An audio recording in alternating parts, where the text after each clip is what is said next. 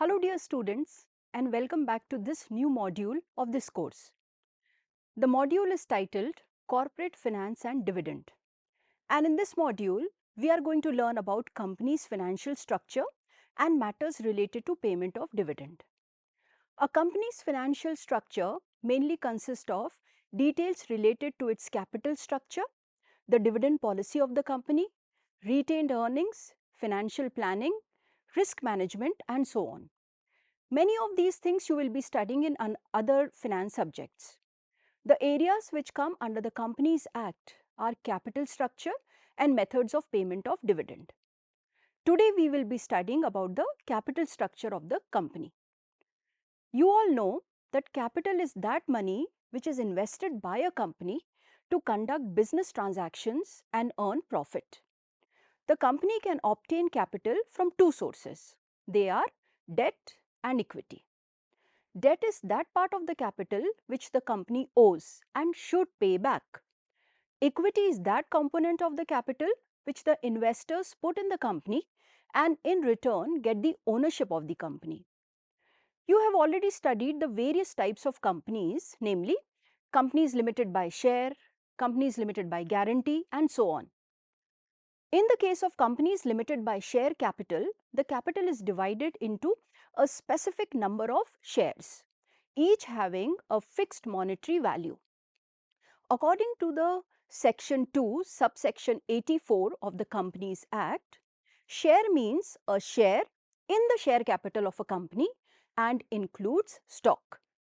This definition says that shares include stock. So, what is this stock? Let me give you the answer for stock. If a company, on the request of the members, aggregates their fully paid share into a single fund, then such a fund is called stock. In simple terms, stock is a collection or bundle of fully paid shares. Please remember that a share or even a debenture in a company is a movable property which can be transferred from one person to another according to the specifications made in the Articles of Association. Share capital for a company can be divided into 5 types. The first one is nominal or authorized or registered capital, which is the capital that is authorized in the memorandum of a company. Nominal or authorized or registered capital depicts the maximum amount of share capital which a company is legally permitted to issue or raise from the shareholders. Second type is issued capital, which means the portion of nominal or authorized or registered capital that is issued by the company from time to time for subscription by the public. So remember, issued capital is that part of the authorized or nominal capital which the company issues for public subscription. The third type is subscribed capital, which is that portion of the issued capital which has been taken up or subscribed by various members or shareholders. Now let us move to the fourth type, that is called up capital. Once the public has subscribed or taken up the share capital, they have to pay the company the value of the share. Now this value of the share is called by the company in small amounts. So called up capital is that part of subscribed capital which has been called or demanded on the shares by the company. The last type is paid up capital, which is the amount which a company has received from its shareholders in return for shares. When members subscribe for the shares of the company, they not only get a part of ownership in the company, but they also get a dividend annually.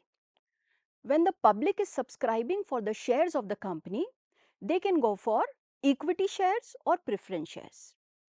The equity share capital is of two types. First, equity share capital with voting rights, and second, equity share capital with differential rights as to voting, dividend or otherwise.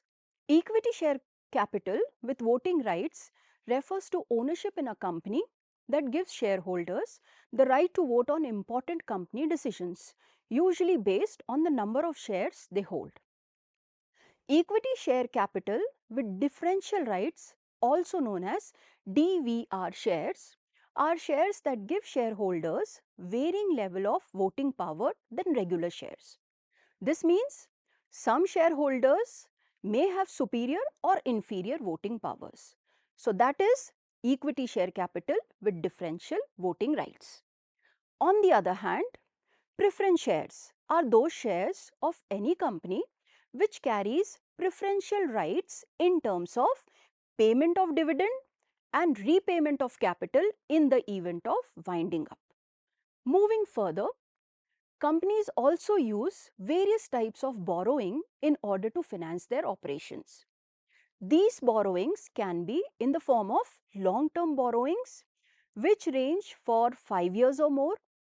The borrowings can be medium-term borrowings, which means borrowed for a period between 1 to 5 years. The borrowings can be short-term borrowings, which are borrowed for a short period, that is up to 1 year. Many companies use debentures for borrowing funds. Debenture is derived from a Latin word debere, which means to borrow. Debenture is a fundraising tool for the company. It is a marketable security that the company can issue to get long-term finance without diluting their equity. Companies who borrows funds through debentures maintain a debenture redemption reserve. So what is this debenture redemption reserve? The companies who borrowed money through debentures may not have enough money at the end of the maturity of debentures to make a repayment. That is why the government has introduced the concept of debenture redemption reserve. The companies are supposed to transfer a portion of their profit to a debenture redemption reserve account annually. This reduces the dividend of the shareholders but ensures that enough funds are retained in the company for a future settlement or repayment to debenture holders. With this, we come to the end of this video. Thank you for listening.